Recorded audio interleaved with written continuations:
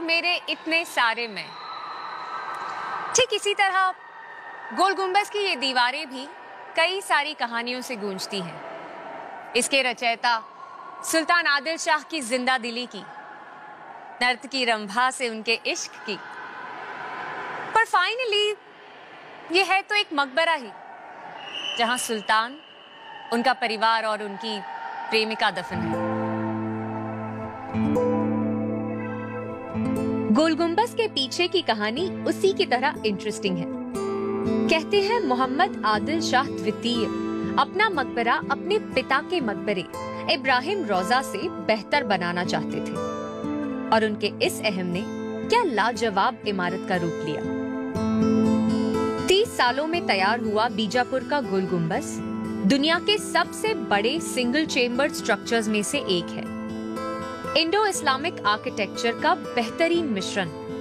इस मकबरे की एक और खासियत है, यहाँ देखने और सुनने को मिलता है आर्किटेक्चरल अकूस्टिक्स, यानी ध्वनि विज्ञान का बेमिसाल नमूना।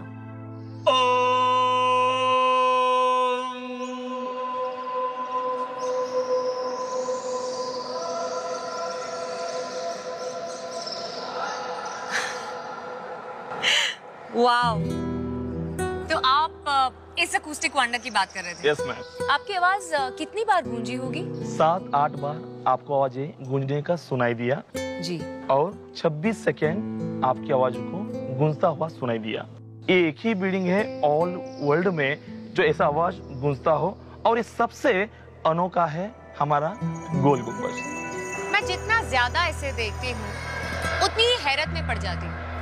आखिर 1656 में ये कैसे मुमकिन हुआ होगा? I mean, इसे देखिए, इस गुंबज का भार किसी भी विजिबल कॉलम या पिलर ने नहीं उठाया हुआ है। देखकर ऐसा लगता है जैसे आसमान से टंगा हो। पर आखिर ये खड़ा किस पर है? इसके पीछे लॉजिक क्या है? स्ट्रक्चर को बनाने के लिए 8 आर्चेस खड़े किए गए हैं और ये स्ट्रक्चर 90 फीट ऊंची है। इस स्ट्रक्चर के कंधों पर गुंबद को बनाया गया। इस कारण देखकर ऐसा लगता है कि गुंबद को मुकुट की तरह आर्चेस के ऊपर बैठाया गया हो। पेंडेंटिव विज्ञान का ये अपने समय में अनोखा नमूना था और पूरे भारत में इसकी तुलना किसी और से नहीं की जा सकती।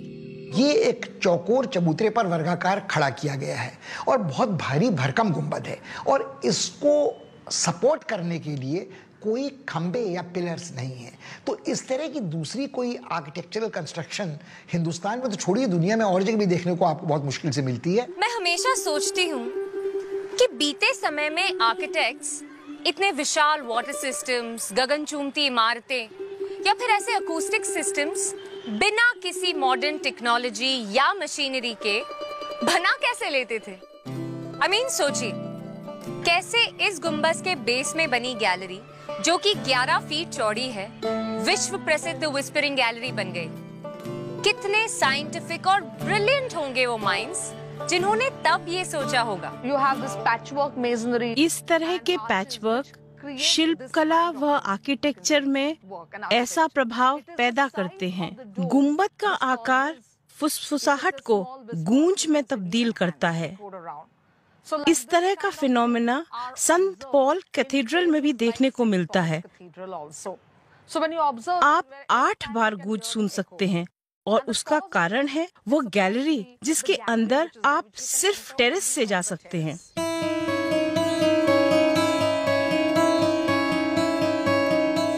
व्हिस्परिंग गैलरीज तक पहुंचते पहुंचते तो मेरी जान निकलने वाली है। 7 फ्लोर्स चढ़ना, वो भी इन मीनारों की घुमावदार सीढ़ियों पर। But I'm sure it'll be worth it.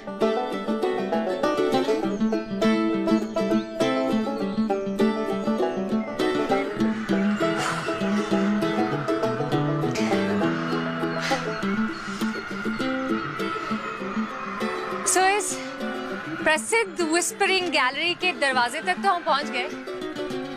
आइए देखते हैं क्या ये सच में व्हिस्पर करती है।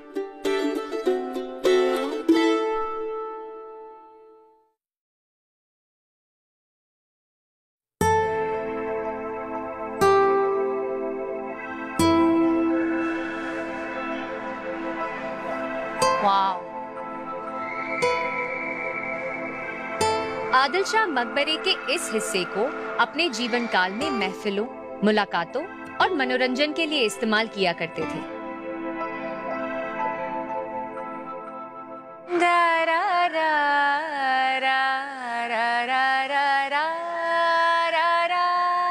सुल्तान यहीं इसी गैलरी में विदेशी डेलीगेट से भी मिलते थे, शायद इसलिए कि उन तक हर वो बात पहुंचे जो विदेशी डिप्लोमैट्स खुसफुसाकर एक दूसरे से कहते थे। ला, ला, ला।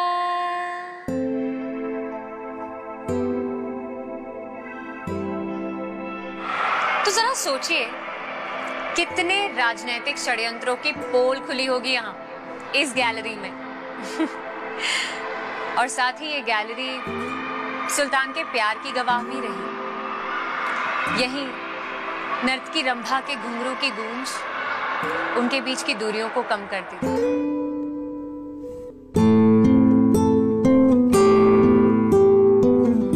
राजशेखर जी, बोलिए मैडम। आप वो स्प्रिंग गैलरी के बारे में कुछ बोल रहे थे। ओके, तो सुनिए, आप हमसे कितने डिस्टेंस पे हैं? 124 फुट। तो मेरा चेहरा आपको बिल्कुल क्लीन नहीं दिख रहा है, लेकिन मेरी आवाज बिल्कुल क्लीन जा रही है, जैसे कोई हम फोन में डिस्कस कर रहे हैं। तो इतने दूर पे भी हम इतना क्लीन बात कर सकते हैं इस विस्पर गैलरी में। वाह, ये एक्चुअली टेलीफोनिक कॉन्वर्सेशन लग रहा है, इनफैक्ट लाउडर। यहाँ से अगर मैं हाथ को घसा आपकी आवाज आएगी, जो पेपर को फाड़ूंगा उसकी भी आवाज आएगी, अगर बॉटल को टच भी करूंगा वहां बिल्कुल क्लीन सुनाई देगी। तो टच द पेपर,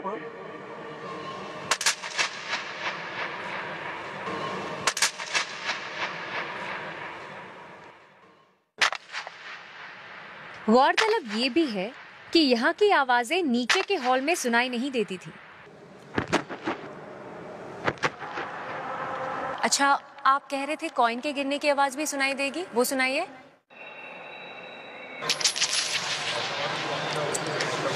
अनबिलीवेबल। आखिर ये कैसे मुमकिन है?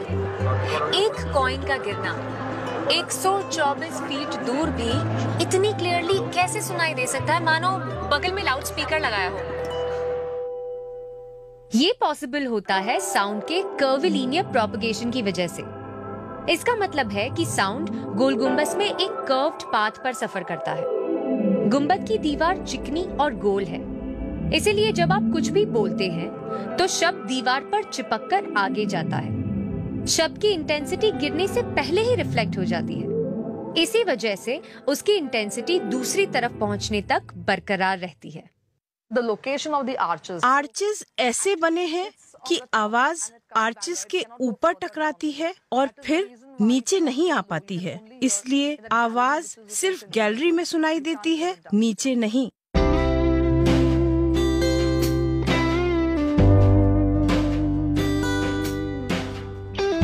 सुल्तान आदिल शाह और रंभा का प्यार इतना गहरा था कि मरते वक्त रंभा ने सुल्तान से एक ही वादा मांगा, इस मकबरे की 2 गज जमीन, मगर सुल्तान के बगल में, उनकी बेगम से पहले। और इस ख्वाहिश को सुल्तान ने पूरा भी किया।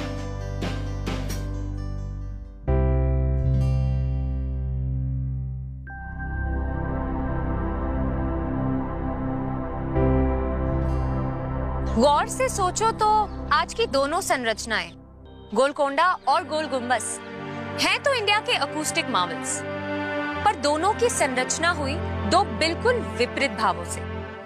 एक है प्रेम का प्रतीक और एक तैयार किया गया जंग के लिए। तो ये थी प्राचीन भारत की अचंभित कर देने वाली ज्ञान और विज्ञान की 2 संरचनाएं। सफर जारी रहेगा नई संरचना की खोज के साथ।